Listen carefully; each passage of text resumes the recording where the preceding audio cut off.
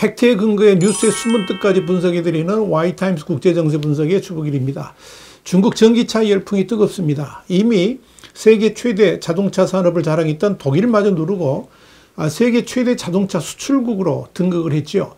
특히 이 보호무역주의를 대비해서 해외 생산을 대폭 늘리기까지 하면서 글로벌 시장 점유율을 세계 1위로 끌어올렸지만, 그럼에도 각국의 중국 전기차에 대한 시장 저항 등으로 인해서 2025년부터 시장 점유율 폭락은 물론이고 중국 전기차 시장이 붕괴 수순으로 몰릴 수 있다, 이런 경고가 나왔습니다.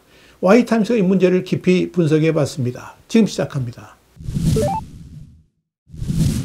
일본의 니케이 아시아는 3일 중국 자동차 제조사들이 수출 시장을 정복하면서 정상에 올랐지만 동시에 최대 위기를 맞을 것으로 보인다라고 보도해서 눈길을 끌었습니다.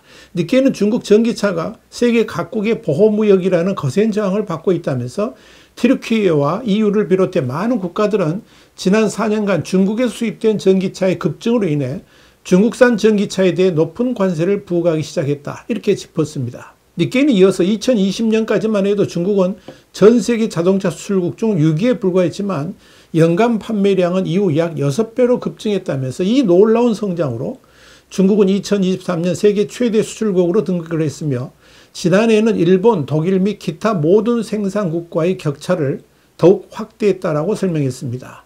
그러나 이렇게 엄청난 도약을 보였던 중국 전기차 산업이 오히려 일본 기업들이 40여 년 전에 직면했던 분수령에 서 있다면서 중국 전기차 업체들은 관세 압박을 회피하기 위해 현지 생산에 몰두하고 있다, 이렇게 니케이는 지적했습니다. 사실 일본 자동차 회사들도 2023년을 기준으로 했을 때 일본에서 해외로 수출된 차량은 440만 대였고 해외에서 생산된 차량은 1750만 대로 해외에서 생산한 차량이 국내 생산량보다 훨씬 많습니다. 그러나 중국 자동차 회사들은 정반대입니다. 지난해 중국에 수출된 승용차와 상용차는 640만 대였습니다.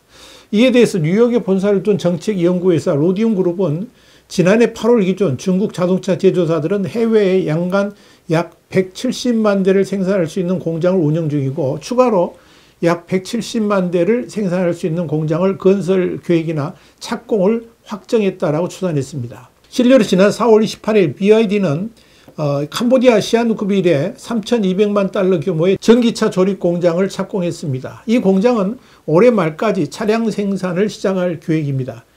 BYD는 지난해 태국과 우즈베키스탄에서 생산을 시작한 데 이어 헝가리, 인도네시아, 브라질에 추가 공장을 건설 중이고 인도와 멕시코 진출도 계속 추진 중입니다. 중국의 지리홀딩스 그룹도 1월에 이집트 기자에 조립 공장을 개장했습니다. 다른 중국 자동차 제조사들도 나이지리아, 아르헨티나, 말레이시아, 베트남 등에서 생산 시설을 구축하고 있습니다. 또 지난 2일 폐막한 오토 샹하이 2025 전시회에서 국영 SAIC, 그러니까 SAIC 모터는 글로벌 전략 3.0을 공개했습니다. 이 전략에는 동남아시아의 신규 조립 공장, 이집트, 모로코, 남아프리카 공화국의 지역 허브 설립, 또 해외 시장용 17개 신차 출시 계획이 포함됐습니다. 이렇게 중국의 자동차 회사들이 해외에 생산 기지를 두는 것은 여러 요인의 결합을 인한 결과입니다. 우선적으로 중국 내수 자동차 신장 판매 성장률은 경제 둔화로 인해서 최근 몇 년간 둔화되었지만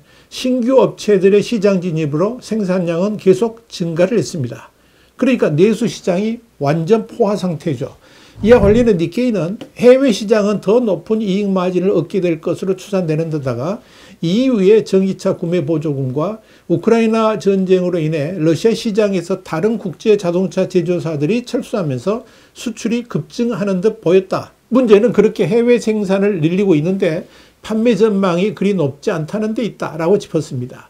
니케이는 이어서 2022년부터 여러 유럽 국가들이 전기차 보조금을 축소하거나 폐지했으며 심지어 EU는 지난해 중국산 전기차 수입에 최대 45.3%의 관세를 부과하기까지 했다면서 심지어 러시아마저도 중국산 차량에 대해 관세를 인상하고 새로운 수수료와 안전검사를 도입했다라고 지적했습니다. 중국 자동차 제조업체 협회의 부총괄 기술자인 수하이동은 협회 회원사들의 최대 해외 시장인 러시아로의 수출이 올해 최소 30% 감소해서 약 80만 대로 떨어질 것이라면서 2024년 두 번째로 큰 시장인 멕시코에서도 미국으로부터 중국 수입에 대한 정치적 압력으로 인해 성장세가 둔화되기 시작했다라고 짚었습니다. 가베칼 드라고노믹스의 에르난 취 분석가도 지난 1월 보고서에서 무역 장벽은 이제 중국 자동차 수출에 대한 주요 시장들의 부담으로 명확히 작용하고 있으며 이 영향은 올해 더욱 강화될 가능성이 높다라고 밝혔습니다.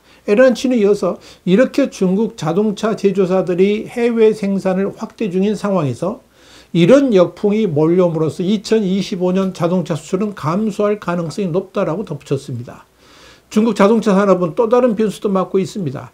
각국의 현지 자동차 산업들이 생산 확대를 하고 있어서 그런 겁니다.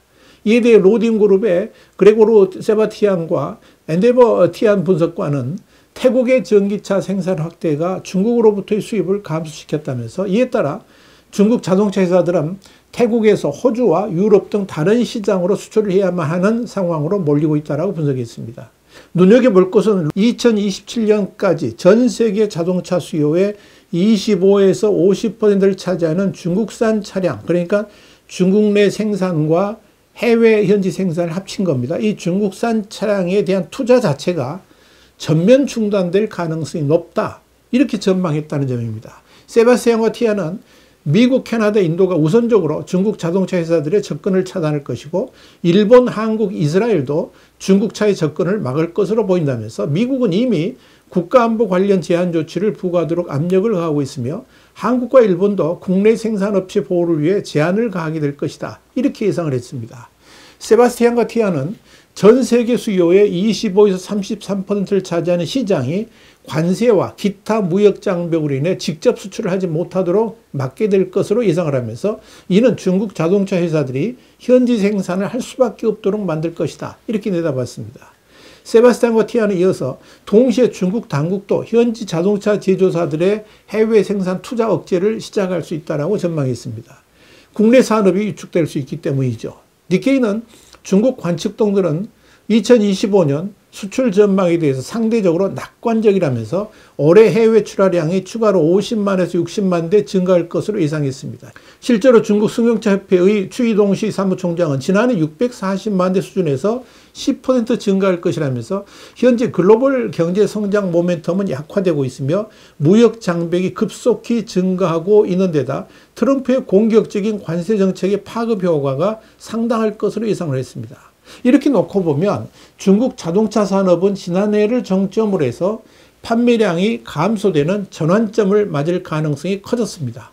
문제는 시진핑 중국 국가주석이 중국 경제를 살리는 산업이라면서 중국 전기차 산업에 엄청난 자금 지원도 하면서 이 시장을 키워왔음에도 세계 시장 장악은커녕 어려운 상황으로 빠진다면 이 위기가 중국 경제에 심각한 심연탈을 안길 수도 있다는 점입니다. 특히 중국 내 내수 시장의 부진은 자동차 산업뿐만 아니라 여타 산업의 부진까지 몰고 오면서 걷잡을 수 없는 위기가 덮쳐올 가능성도 있습니다. 이런 점에서 중국 전기차 시장을 냉철하게 돌아볼 필요가 있을 것으로 보입니다. 다시 말씀드려서 중국 전기차 산업의 엄청난 발전을 보면서 마치 중국 전기차가 중국을 살린 듯 그리고 세계 시장을 덮을 듯 과대평가하는 우를 보면서는 안 된다는 말입니다. 이것이 중국 전기차에 닥친 현실이기 때문에 그렇습니다. 와이타임즈 국제정세 분석의 주국이었습니다. 감사합니다.